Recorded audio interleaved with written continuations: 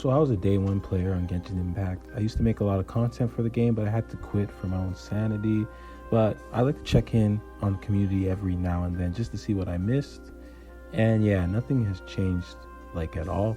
Basically, what happened is this game is having its annual Lantern Festival. It's basically just Chinese New Year's in the video game.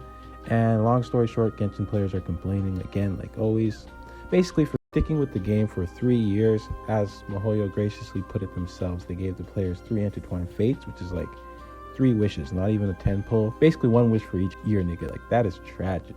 So that had a lot of these players really angry. So they lost millions of followers, and not only did they unfollow from Genshin Impact, but they're like unfollowing their sponsors like KFC and Taco Bell and that. So yeah, this is pretty much deja vu. On top of that, Honkai Star Rail, it's MiHoYo's other game, got a free 5-star. The two player bases are pretty much arguing all over social media, and I personally think it's stupid because at the end of the day, MiHoYo's making that money either way, so I don't see what there is to argue about. But that's besides the point. And personally, I just want to chime in on this as somebody who played the game for a long time, and I just want to say, I think the least productive thing that you guys can do at this point is complain on social media, but that's my opinion. The issue is, y'all get mad, pretty much promote the game for free every year, and then go back to simping for the latest character. I've seen this time and time again. The only thing you guys are accomplishing is getting new or older players back into Genshin Impact with this drama stuff. I'm serious. MiHoYo, the devs, are way too far gone. They do not listen to their players, and they will not listen until it's too late. That means until they are losing players at an unsustainable rate, losing players and money at a ridiculous rate.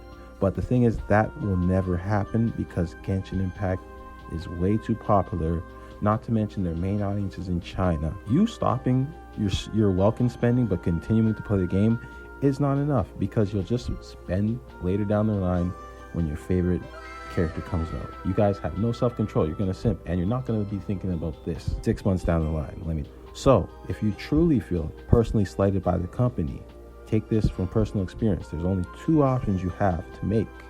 You either cut your losses, quit the game, or you continue on your way, because there really is nothing else you guys can do.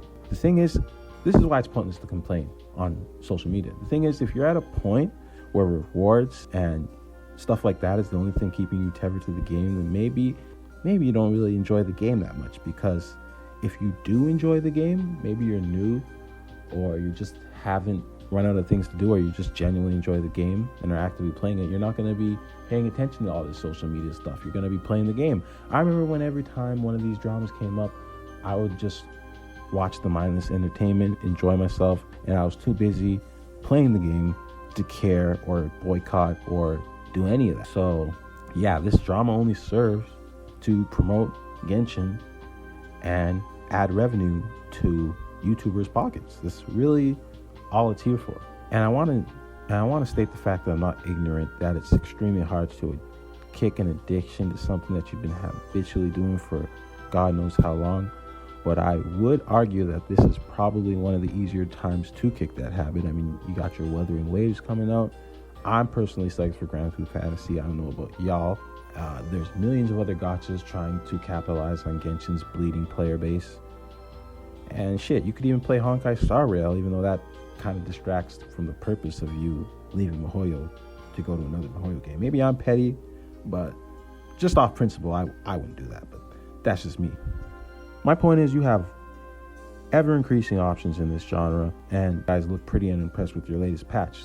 It's just, it gets to a point where it gets easier and easier to move on.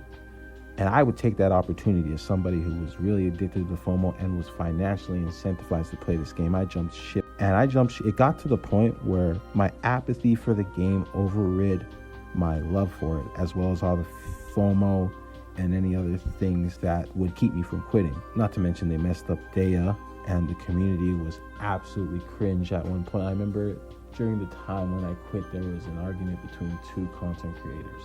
One was Tectone, the other is a guy named Soul, the artist, who I'm not gonna lie, I used to watch his videos back in the day because he was a bit entertaining, that guy, back when I was into the game.